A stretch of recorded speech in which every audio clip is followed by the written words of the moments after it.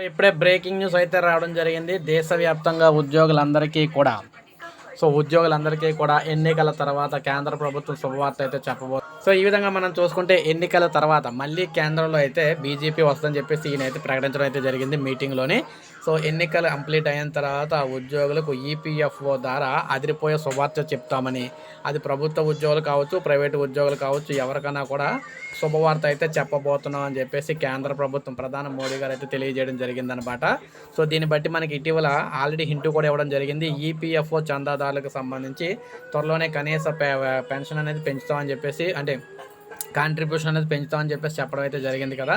దాంట్లో భాగంగా ఈయన కూడా హింట్ అయితే ఇవ్వడం అయితే జరిగిందనమాట. ఎన్నికల్లో గెలిచిన వెంటనే ఉద్యోగులకు సంబంధించి శుభవార్త అయితే వింటారని చెప్పేసి క్లియర్గా చెప్తున్నారు. సో దీన్ని బట్టి మనకు అర్థమయ్యేది ఏంటంటే తొందరలోనే శుభవార్త అయితే వినబోతున్నారన్నమాట ఉద్యోగులు అందరూ కూడా. సో ఇది మనకి లేటెస్ట్ అప్డేట్. ఒక లైక్ చేయండి, సబ్స్క్రైబ్ చేసుకోకపోతే మన ఛానల్ సబ్స్క్రైబ్ చేసుకొని ఫాలో అవుతుందండి.